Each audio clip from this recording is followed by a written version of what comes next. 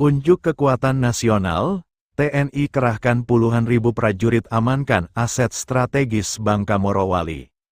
TNI mengerahkan puluhan ribu prajurit dari 3 matra dalam latihan TNI terintegrasi tahun 2025 sebagai demonstrasi kekuatan nasional sekaligus wujud komitmen melindungi aset strategis negara di Bangka Belitung dan Morowali. Menteri Pertahanan RI Safri Samsudin didampingi Panglima TNI Jenderal TNI Agus Subianto, serta sejumlah pejabat negara menyaksikan langsung pelaksanaan latihan dari titik tinjau Desa Mabat, Bangka, Rabu, tanggal 19 November tahun 2025. Latihan skala besar di Bangka Belitung melibatkan 41.397 personel TNI. Kegiatan ini menjadi bukti soliditas, kesiapsiagaan, dan kemampuan tempur gabungan TNI dalam menghadapi spektrum ancaman, termasuk ancaman terhadap sumber daya alam strategis. Selain di Bangka Belitung, latihan TNI terintegrasi 2025 juga digelar di Morowali, Sulawesi Tengah, dengan melibatkan 26.998 prajurit di bawah komando gabungan TNI. Kegiatan di Morowali juga ditinjau langsung Menhan Safri Samsudin bersama Panglima TNI dan para pejabat terkait. Latihan ini bertujuan meningkatkan profesionalisme, kesiapan tempur prajurit, serta uji kemampuan alutsista. Di dalamnya juga termuat skenario operasi militer selain perang, OMSP, khususnya terkait pengamanan wilayah yang rawan konflik kepentingan seperti kawasan hutan dan pertambangan.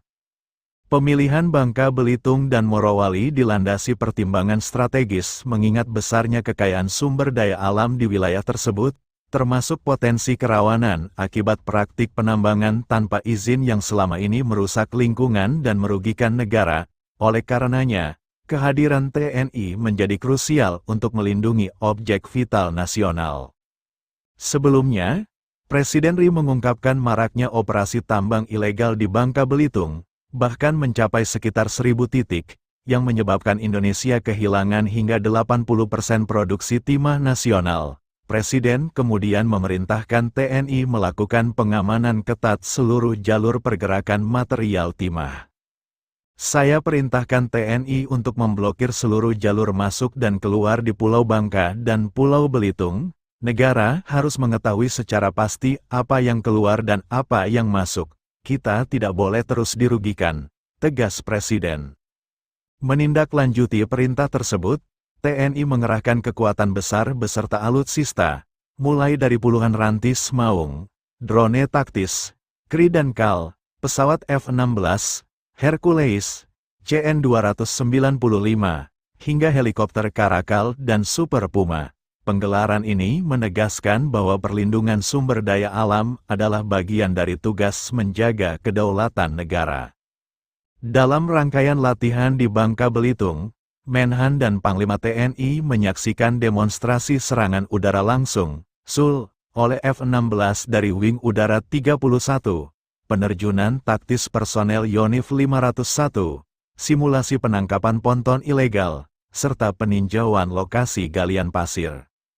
Di hadapan awak media, Menhan menyampaikan fokus utama latihan dalam konteks penegakan kedaulatan dan penertiban sektor pertambangan. Tujuannya satu, bagaimana kita sebagai negara yang berdaulat memiliki kemampuan untuk menegakkan peraturan dan melakukan penertiban dalam rangka pengamanan sumber daya alam yang merupakan bagian dari kedaulatan Negara Kesatuan Republik Indonesia, tegasnya.